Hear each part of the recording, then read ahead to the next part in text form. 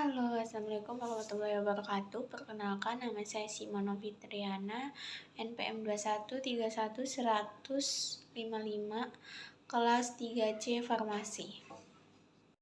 Di sini saya akan presentasi tentang identifikasi kation golongan 1 yang bertemakan tentang pemisahan kation Cu2+, Cd2+, dan Cr3+, menggunakan senyawa karir poli atau metil thiazol etil aurinoxy-asetat.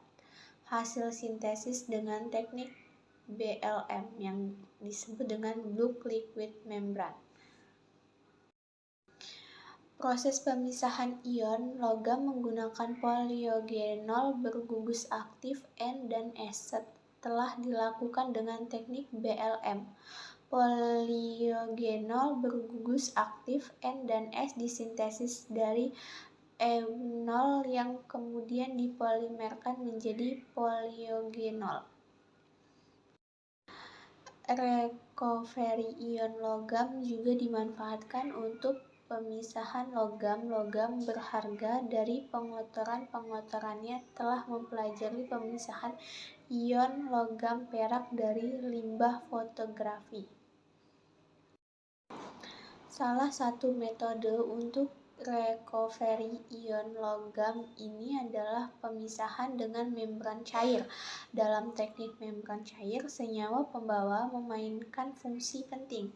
Senyawa pembawa sebagai fasilitator merupakan hal penentu dalam kinerja pemisahan dari fase umpan. Nah, pembentukan ion logam ini didasari pada teori HSAB atau yang disebut dengan hard soft acid basis. Itu ada 3, yaitu logam keras, basa keras, logam lunak. Logam keras itu ada logam alkali, alkali tanah, dan Cr3+. Kalau basa keras itu ada seperti RO-. Logam lunak itu seperti Cd2-. Metode membran cair yang digunakan adalah bulk liquid membrane atau yang disebut dengan BLM.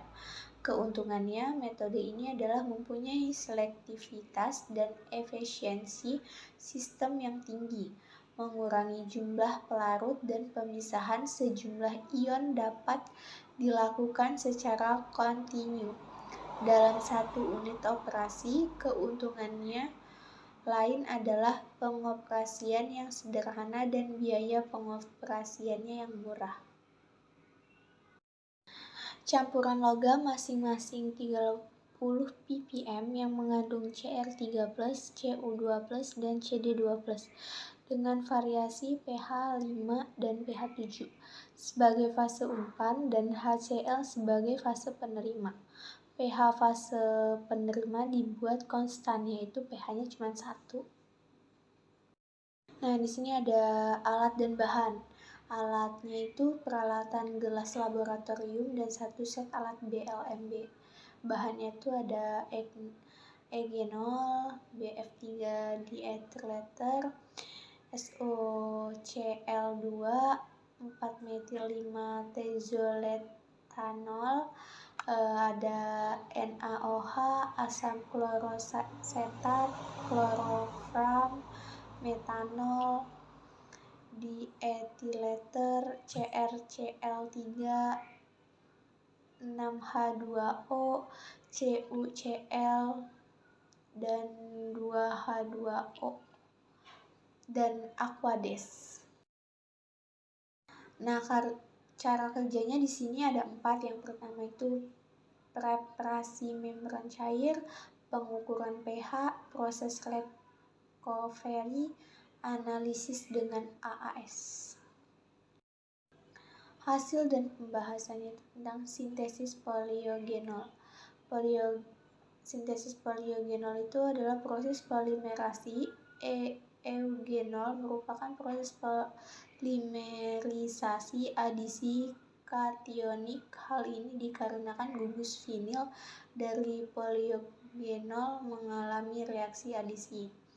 Yang kedua itu sintesis asam poliogenol yang diperoleh memiliki gugus fenol, alil, dan metoksi. Hal ini menjadikan poliogenol dapat disintesis menjadi senyawa lain berupa asam poli. Yang ketiga itu ada sintesis poli.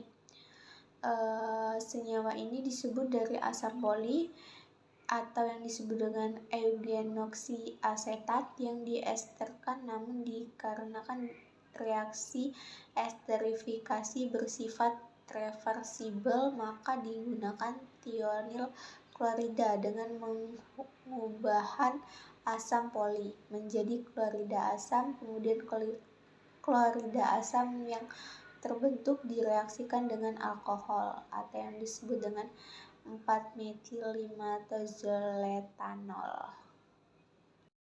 Nah, yang keempat itu ada pengukuran berat molekul polimer.